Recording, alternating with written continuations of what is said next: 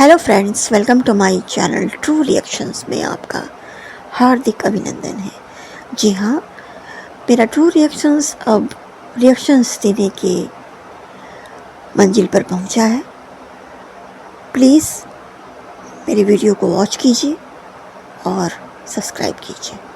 तो चलिए आज का वीडियो स्टार्ट करते हैं।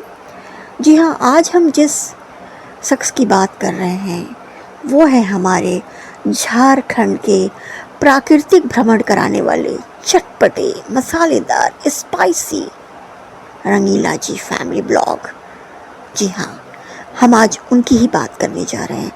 लगातार उनके ब्लॉग्स में हम उनकी सिस्टर की शादी की ही ब्लॉग को देख रहे हैं। कभी घर सफाई, कभी मेहमान का आवभगत, कभी मेहमान के यहाँ जाने की प्रस्तुतिकरण कर रहे हैं। मेहमान जो उनके लड़के वाले की तरफ से निमंत्रण आया है कि अब आप आकर के अपने लड़के को देखिए जो आपका दामाद बनने वाला है, जो आपके घर का सदस्य बनने वाला है। तो उसके बाद जो उनके प्रोसेस में जो छेका होता है उसको कहा जाता है साधारण शब्दों में कि भाई आपको हमने प्रोसेस वाइज अडॉप्ट कर लिया, अब आप मेरे घर परिवार के सदस्य होने जा रहे हैं। तो छेका उसको ही आम भाषा में हम बोल सकते हैं। और रंगीला जी के ब्लॉग में ये भी दर्शाया गया कि वो शॉपिंग कर रहे हैं, लड़के को देने के लिए सामान खरीद रहे हैं, पूजा की सामग्री खरीद रहे हैं, फल फूल खरीद रहे हैं। और कई जगह निमंत्रण दिए हैं कि भाई सोनम का जहाँ रिश्ता होने जा रहा है तो वहाँ पर आप लोग को भी संग में चलना है। तो उन्होंने गाड़ियाँ भी 3-3 बुक कर ली। तो ये स्वाभाविक चीज़ है, किसी भी शादी ब्याह के मामले में ये सब होना एक स्वाभाविक बात होती है। और घर के लोग भी काफ़ी व्यस्त हैं इस काम को लेके। और बड़ी खुशी की भी बात है कि सोनम का रिश्ता तय हो रहा है। लेकिन हमारे ट्रू रिएक्शंस में अगर रिएक्शंस नहीं हो तो वैसी ही बात हो जाती है कि बिना कोई मिठास के कोई मिठाई नहीं अच्छी होती है, बिना कोई मिठास के कोई चाय अच्छी नहीं होती है। जी हाँ, रंगीला जी आपसे मेरी एक दरख्वास्त है। मैं आपके पूरे नाम को तो नहीं जानती हूँ, लेकिन आपके जो टाइटल में लिखा है रंगीला फैमिली ब्लॉग्स, मैं उसी को संबोधन करके आप तक ये बात पहुँचाती हूँ। और मैं आज भी वही बात कर रही हूँ। देखिए, हड़बड़ी में कोई निर्णय मत लीजिएगा, ठीक है। सोनम अभी इतनी उम्र की भी नहीं हुई है कि आप उसको कहीं भी शादी करके भेज दें।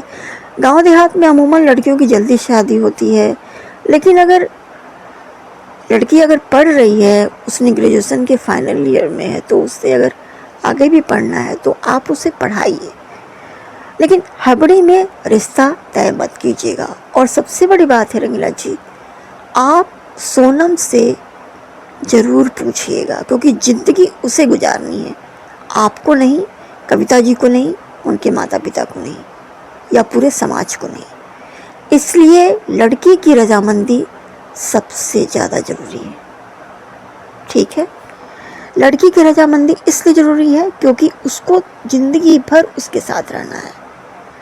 कल को ईश्वर न करे कुछ ऐसी ऊंच नीच हो जाए तो फिर आपकी बहन पर बुरा असर पड़ सकता है। इसीलिए आप छानबीन करके लड़के की पुख्ता जानकारी लेकर ही सही फैसला कीजिएगा। और इतनी जल्दी छेका करने की क्या आवश्यकता थी आपको? सबसे पहले आप जाके वहाँ देखते, लड़के को टटोलते, फिर दूसरे मीटिंग में जाकर छेका करते। इतनी हड़बड़ी क्या है? और दूसरी बात है कि आपने ही अपने ब्लॉग में ये भी बताया था कि जिस लड़के से विवाह होने जा रहा है आपकी बहन का, वो भी ग्रेजुएट फाइनल में है। अब बताइए, आपकी बहन एक क्या बेरोजगार से शादी करेगी? उसका खर्चा कौन उठाएगा?